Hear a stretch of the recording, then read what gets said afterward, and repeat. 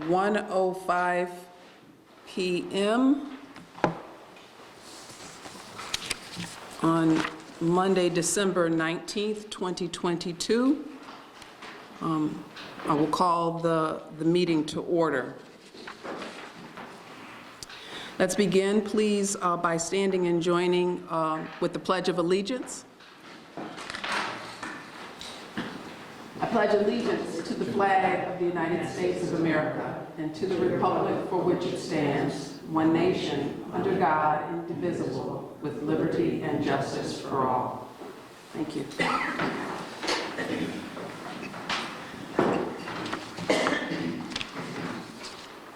This is Tina Stanford. I'm the chairwoman of the New York State Board of Parole. Commissioner Krangle, are you present?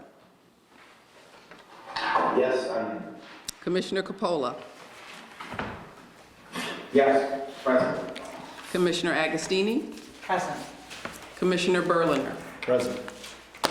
Commissioner Davis. Present. Commissioner Corley. Present. Commissioner Lee. Present. Commissioner Mitchell. Present. Commissioner Towns. Present. Thank you. And joining us is a very special guest, the Deputy Secretary for Public Safety, Mr. Marco Soler. I just announced your name for the record, sir. And you're also joined by someone from your staff. Could you please state her name for the record? A member of myself. Thank you. Our council is present. Yes, hi. Kathy Kiley, and also present is our associate counsel, Mr. Elliot McIntosh. Danielle Hilly, executive assistant to the board, is also present. Mr. Anthony D'Ambrosio, verbatim reporter, is present. Lorraine Morse, administrative specialist, and Chelsea Visveri. And also joining us for our doing our video recording is Ms. Laura Colucci, member of DOPS. I believe I've got everyone who's present on the record. Please join me for a brief moment of silence.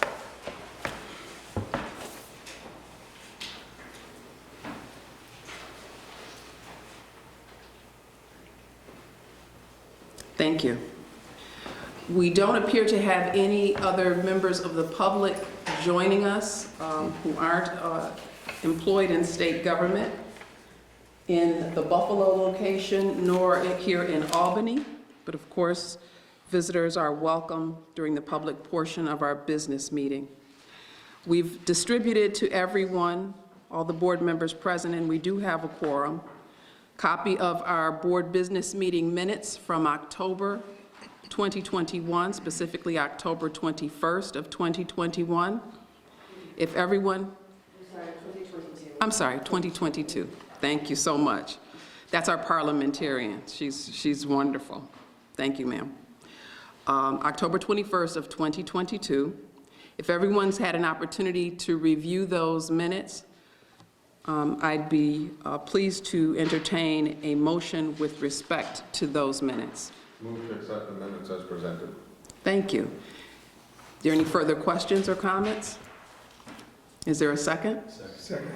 Okay. So moved by Commissioner Mitchell, second by Commissioner Berliner. All in favor, please indicate by saying aye. Aye. Aye. Any nays? I abstain. Okay. I'm saying I was not present. Okay, thank you. The motion is carried. In terms of our old business, we are revisiting emergency regulations. And so I'll turn this matter over to our counsel, Kathy Kiley. Good afternoon, everyone. A revised rulemaking is being proposed to amend the board's regulations, revising the amendments that were originally proposed. As everyone may recall, we went out for a 90-day comment period earlier this year. And therefore, right now, we are proposing a revised rulemaking. The newly revised rule text is adopted as an emergency rule. as a new emergency rule not being readopted as we have previously. This would be effective upon filing, which would be today, which is what will happen next. It is necessary for the preservation of the general welfare and public safety that the amendment be adopted on an emergency basis. This amendment is adopted as an emergency measure because time is of the essence. The amendment ensures the revocation adjudication process that's consistent with the due process clause, and that releasees and other interested parties have appropriate notice of procedures and other possible sanctions, or possible sanctions, not others. Because recent amendments to the executive law have changed material terms of applicable statutory provisions governing such procedures and have made such changes effective as of a date that does not allow for the normal rule proposal process, the emergency adoption of these rules is necessary to ensure the state continues to meet its obligations to public safety and to provide due process to the releasees accused of violating the conditions of their release. These rules will be placed on the DOC's website. Therefore, they will be there along with the assessment of public comments. And also they will be effective, well, actually we're going to be going out for a 45-day public comment period. So what will happen is they will be filed with the state register. That will be coming out on January 4th, 2023. I can't believe we're already there at 23 already. And we will have a 45-day comment period, which will continue until February 19th.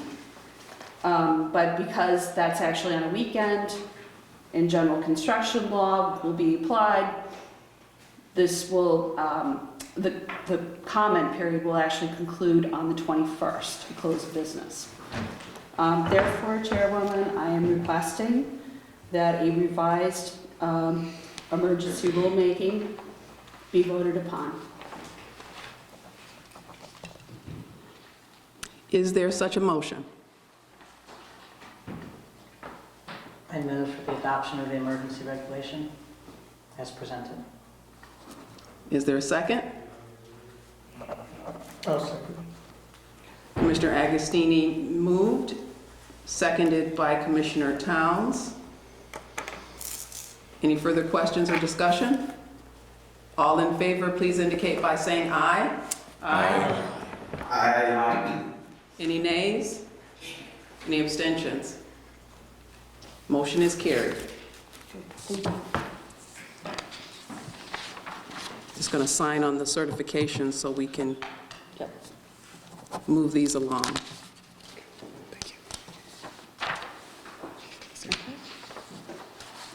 We need to sign here. No, I just want, what's the correct Okay. version? Okay. All right, thank you. There are no other items of old business to attend to and no items of new business to attend to. So I'm going to move into our correspondence, announcements, and invitations. Just going to pull up an extra chair for our guest.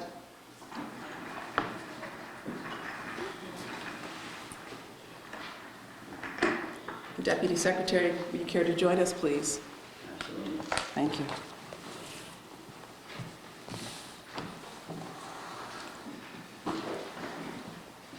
Many of you may know that we've had a new Deputy Secretary for Public Safety appointed within the last year, and I happily introduce him to you all at this point.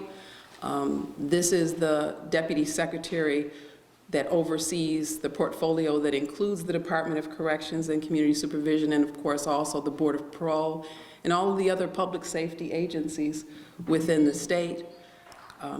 He's our guest today, so I'm happy that you get to meet him in person, and even the two gentlemen in Buffalo as well by video.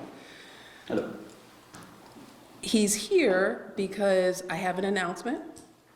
I'm going to be retiring at the end of this month. And I have been greatly honored by the appointment of several governors over the years, and very thankful for the continued retention of Governor Hochul, who has been a historic governor here in New York State, and also the support of Deputy Secretary Soler. So he's here in light of that announcement, and may have some comments of his own to make. Thank you. The first thing I want to say for the record is that you have, as you said, the full support of the governor, as well as, obviously, in my case, as a deputy secretary. So we are extraordinarily thankful for the opportunity to work with you, for the opportunity that you gave us in this entire year of working with us very closely. And it has been a true pleasure personally to interact with you and to make sure that we continue to do business. To that end, we obviously, Chairwoman and I spoke extensively about how to make sure that we have a peaceful transition, so to speak. Just for context, I used to work many years ago as a staff member for a board, so I understood how important it is to have transition. So I'm already working with the Office of Appointments to make sure that before the official resignation day, we have an appointed acting chair, and then discuss further with the Office of Appointments, not just obviously the appointment of a new chairperson, but also additional appointments that are needed for the board, and it's something that we have been trying this year and we know we need to step up the work. Second thing I would say is precisely we know it's important to make sure that the board not only has the stability, but also your staff. And I think what you will have while I continue to be for whatever it is, then the governor wants me to keep doing this job as the Deputy Secretary for Public Safety, to make sure that I'm a very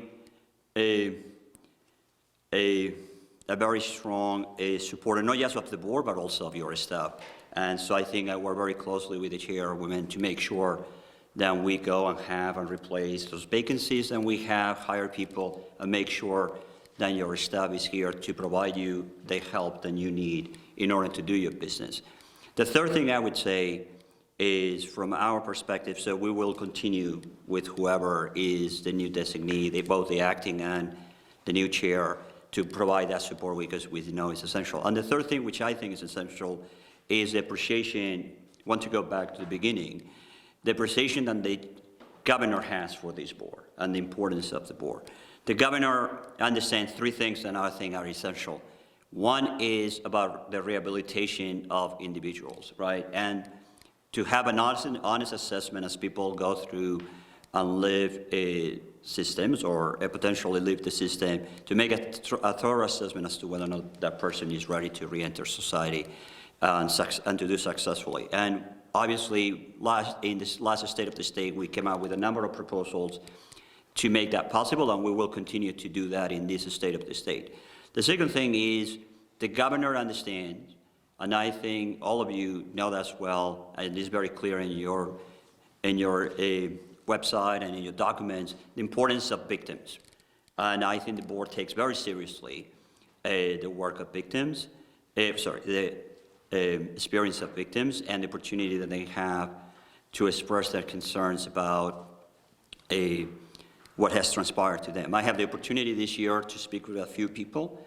Not that they agree necessarily with your decisions, but I had an opportunity to talk to them, which was extremely important, because ultimately this is not about whether or not people agree with the decisions, but rather about the process that we have set up here.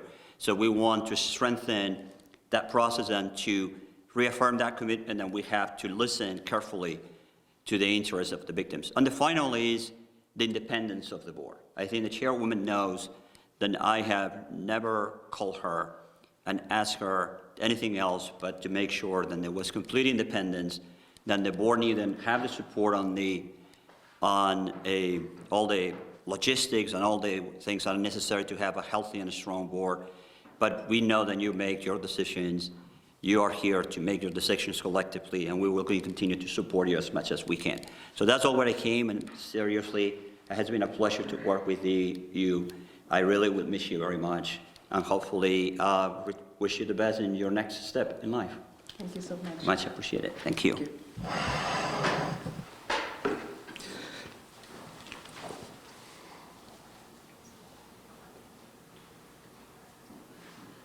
No, you don't. All right, well, that's it. I want to say happy birthday, belated, to Commissioner Corley. I think you're the only board member who had a November birthday, so happy belated birthday to you. And as this is an unusual meeting, normally we do not meet in December. So it is an unusual meeting, but it gives us the opportunity, at least in 2022, to be closer to the holidays, to wish everyone a happy Hanukkah, a Merry Christmas, and beautiful, safe holidays out of this year into the next. I forgot one thing. I'm sorry. Apologies about that. I will be here in the next board meeting, whenever that takes place, to make sure In January. that as I said, that commitment to the stability of the board will be here supporting the next acting person. Thank you, sir. Thank you. Sorry about that. All right, so have happy holidays. At this point, I'd entertain a motion to conclude the public portion of the board business meeting for December 2022 and to enter into executive session to discuss confidential matters regarding personnel or other confidential matters regarding litigation with our counsel, and at the conclusion of executive session, conclude the board business meeting of December 2022. Is there such a motion? Well, before we do that, let me just thank you for your service to the state of New York. I know you've served in a number of different capacities, and it's been a pleasure this short time that we've been able to work here. But hope you the best in your next endeavors, but certainly want to thank you. I know what it's like to commit yourself to a full career public service, and thank you. Thank you, Commissioner Yeah, Towns. Thank you. Chair, I would also like to say it's been a privilege to work with you. I'm sure Commissioner Capola is saying the same. I mean, we've been with you the longest, Yes. and you handled the transition great. So, I miss you. Thanks. For me too. Thank you both. I guess I would echo those same sentiments, and also want to say that oftentimes when we meet great people in this space of public service, they either become transactional leadership styles or transformational. You've been transformational. You transformed this space into what we have today. Equal opportunities, full of diversity and inclusion, that really speaks to the overall wellness of incarcerated individuals. And so I thank you. I thank you dearly, and congratulations. Thank you so much. You're welcome. Thank you all. All right, thank you. We're at the end of our public session, into executive session. Thank you. Oh, wait, I'm sorry. Oh, one. What did we actually do? We have to hang up. Oh, No, we didn't make a motion. oh, so I second the motion. you Made by second? Commissioner Towns. All, okay, right, we didn't vote. All in favor, please indicate by saying aye. Aye. Thank you. Thanks Aye. again.